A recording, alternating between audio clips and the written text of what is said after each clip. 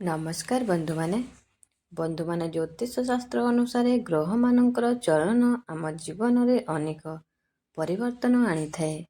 କେବଳ ସମୟ ଭଲ ଥାଏ, କେବେ କଷ୍ଟ ମଧ୍ୟ ଆସେ, କିନ୍ତୁ କେବେ କେବେ ଏମିତି ବିଶେଷ ସଂଯୋଗ ତିଆରି ହୁଏ ଯେଉଁଥିରେ କିଛି ରାଶିର ଭାଗ୍ୟ ହଠାତ୍ ଚମକି ଯାଏ। ଏବେ ସେହିପରି ଏକ ଶୁଭ ସମୟ ଆସୁଛି। ବୁଧ ଗ୍ରହ କେତୁ ସହିତ ଗୋଚର କରୁଛନ୍ତି।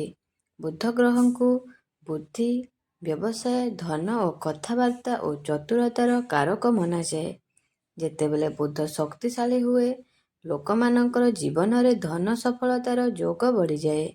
କେତୁ ସହ ବୁଧର ଏହି ସଂଯୋଗ କିଛି ରାଶି ପାଇଁ ଅଚାନକ ଧନ ଲାଭ ଓ ନୂଆ ସୁଯୋଗ, ଭାଗ୍ୟ ପରିବର୍ତ୍ତନ ସଂକେତ ଦେଉଛି।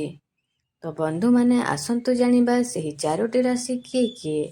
ତା ପୂର୍ବରୁ ଆପଣମାନେ ବି ଈଶ୍ୱରକୁ ମନରୁ ଭକ୍ତି କରନ୍ତି କିମ୍ବା ବିଶ୍ୱାସ କରନ୍ତି, ତେବେ ଭିଡ଼ିଓଟିକୁ ଲାଇକ୍ କରି କମେଣ୍ଟ ବକ୍ସରେ ଜୟ ମା ଲକ୍ଷ୍ମୀ, ଜୟ ଜଗନ୍ନାଥ ଅବଶ୍ୟ ଲେଖିଦିଅନ୍ତୁ।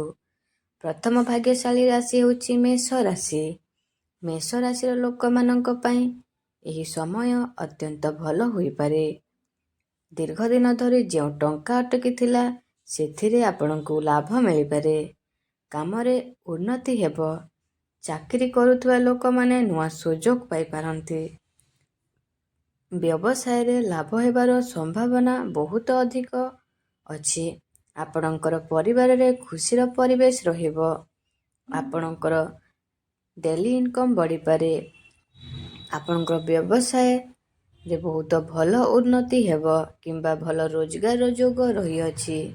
ତ ବନ୍ଧୁମାନେ, ଆପଣଙ୍କର ଯାହା ବି ଆଗରୁ ଋଣ କରଜ ଥିଲା କିମ୍ବା ପଇସା କାହାଠୁ ଧାର ଆଣିଥିଲେ, ତାହେଲେ ଆପଣଙ୍କ ପାଇଁ ଏହି ସମୟ ବହୁତ ଭଲ ସମୟ ରହିବ।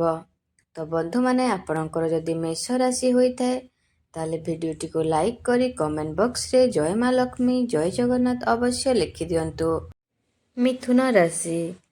ମିଥୁନ ରାଶିର ଲୋକମାନଙ୍କ ପାଇଁ ଏହା ବିଶେଷ ସମୟ, କାରଣ ବୁଧ ଆପଣଙ୍କର ରାଶିର ଲୋଡ଼ ଗ୍ରହ। ଏହି ସମୟରେ ଆପଣଙ୍କର ଆତ୍ମବିଶ୍ୱାସ ବଢ଼ିବ। ଆପଣଙ୍କର ଧନ ଆଗମନର ନୂଆ ରାସ୍ତା ଖୋଲିପାରେ। ଯେଉଁମାନେ କାମ ଆରମ୍ଭ କରିବେ, ସେଥିରେ ସଫଳତା ମିଳିବ। ବ୍ୟବସାୟୀମାନେ ଅପେକ୍ଷା କରିନଥିବା ଲାଭ ପାଇବେ। ଆପଣଙ୍କର ବେପାର ବାଣିଜ୍ୟରେ ବହୁତ ଭଲ ରୋଜଗାର ହୋଇପାରେ କିମ୍ବା ଆପଣଙ୍କୁ ନୂଆ ରାସ୍ତା ମିଳିଯାଇପାରେ ରୋଜଗାର କରିବା ପାଇଁ। ଆପଣଙ୍କର ସ୍ୱାସ୍ଥ୍ୟରେ ବି ଆପଣ ବହୁତ ଭଲ ରହିବ। ଆପଣଙ୍କର ଘର ପରିବାରରେ ହସର ଖୁସି ଲାଗି ରହିବ। ଆପଣଙ୍କର ବିବାହର ଯୋଗ୍ୟ ମଧ୍ୟ ଅଛି। ଆପଣଙ୍କର ଶିକ୍ଷା କ୍ଷେତ୍ରରେ ବି ଆପଣ ବହୁତ ଅଧିକ ଉନ୍ନତି ପ୍ରଗତି କରିବେ। ଆପଣଙ୍କର କୌଣସି ଗୋଟେ ବଡ଼ ଇଚ୍ଛା ପୂରଣ ହୋଇପାରେ। ଆପଣ କୌଣସି ଧାର୍ମିକ ସ୍ଥାନକୁ ମଧ୍ୟ ଯାତ୍ରା କରିପାରନ୍ତି। ଆପଣଙ୍କର ବୈବାହିକ ଜୀବନ ସୁଖ ଶାନ୍ତିରେ କଟିବ। ଆପଣଙ୍କର ସନ୍ତାନ ସୁଖ ମଧ୍ୟ ଅଛି। ତ ଆପଣଙ୍କର ଯଦି ଏହି ରାଶି ହୋଇଥାଏ, ତାହେଲେ ଭିଡ଼ିଓଟିକୁ ଲାଇକ୍ କରନ୍ତୁ। କମେଣ୍ଟ ବକ୍ସରେ ଜୟ ମା ଲକ୍ଷ୍ମୀ, ଜୟ ଜଗନ୍ନାଥ ଅବଶ୍ୟ ଲେଖିଦିଅନ୍ତୁ। ସିଂହ ରାଶି। ସିଂହ ରାଶି ପାଇଁ ଭାଗ୍ୟର ସମ୍ପୂର୍ଣ୍ଣ ସହଯୋଗ ମିଳିବ। ସମାଜରେ ସମ୍ମାନ ବଢ଼ିବ। ଯେଉଁ କାମ ଅଟକିଥିଲା, ସେଥିରେ ଗତି ଆସିବ। କୌଣସି ବଡ଼ ସୁଖବର ମିଳିପାରେ। ଅଚାନକ ଧନ ଲାଭ କିମ୍ବା ଉପହାର ପାଇବାର ସମ୍ଭାବନା ଅଛି।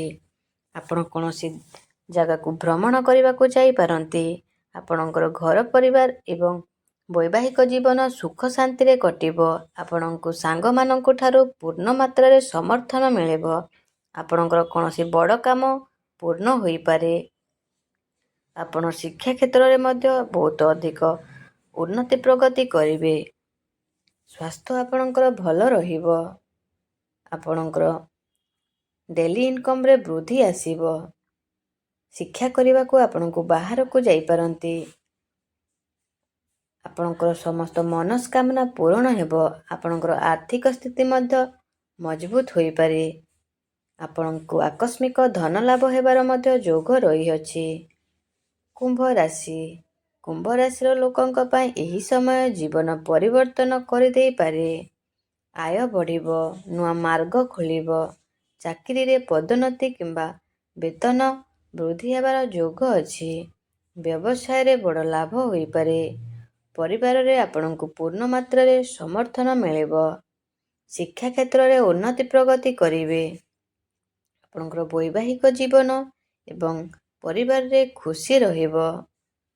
ଆପଣ ଡେଲି ଇନକମ୍ ବଢ଼ିପାରେ। ଆପଣ ଯାହା ବି ଋଣ କରଜ କିମ୍ବା ପଇସାକୁ ନେଇ ସମସ୍ୟା ଥିଲା ସେସବୁ ଏବେ ଧୀରେ ଧୀରେ ସୁଧାର ଆସିବ। ଆପଣଙ୍କର ଯଦି କୁମ୍ଭ ରାଶି ହୋଇଥାଏ ତାହେଲେ ଭିଡ଼ିଓଟିକୁ ଲାଇକ୍ କରିବେ। କମେଣ୍ଟ ବକ୍ସରେ ଜୟ ମା ଲକ୍ଷ୍ମୀ ଅବଶ୍ୟ ଲେଖିବେ। ତ ଆପଣମାନେ ଏହି ସମୟରେ ପରିଶ୍ରମ କରନ୍ତୁ। ନୂଆ ସୁଯୋଗକୁ ଛାଡ଼ନ୍ତୁ ନାହିଁ। ବୁଧ ଗ୍ରହଙ୍କୁ ଶକ୍ତିଶାଳୀ କରିବା ପାଇଁ ବୁଧବାର ଦିନ ହଳଦିଆ ବସ୍ତ୍ର ପିନ୍ଧିବା କିମ୍ବା ଦାନ କରିବା ଭଲ ମନାଯାଇଥାଏ।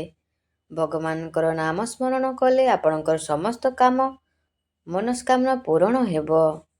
ତେଣୁ ବନ୍ଧୁମାନେ କେତୁର ବୁଧ ଗୋଚର ଏହି 4ଟି ରାଶି ପାଇଁ ହଠାତ୍ ଧନ ଲାଭ, ସଫଳତା, ଭାଗ୍ୟ ପରିବର୍ତ୍ତନର ଶୁଭ ସମୟ ଆଣୁଛି। ତ ବନ୍ଧୁମାନେ ଆପଣଙ୍କର ରାଶି କ'ଣ ଅଟେ କମେଣ୍ଟରେ ନିଶ୍ଚୟ ଲେଖନ୍ତୁ। ଭିଡ଼ିଓଟି ଭଲ ଲାଗିଥିଲେ ଲାଇକ୍ କରନ୍ତୁ, ସେୟାର କରନ୍ତୁ। ଚ୍ୟାନେଲଟିକୁ ସବସ୍କ୍ରାଇବ୍ ମଧ୍ୟ କରିବାକୁ ଭୁଲନ୍ତୁ ନାହିଁ। ଏମିତି ପ୍ରତିଦିନ ନୂଆ ନୂଆ ଭିଡ଼ିଓ ପାଇଁ। ଧନ୍ୟବାଦ। ଜୟ ଜଗନ୍ନାଥ।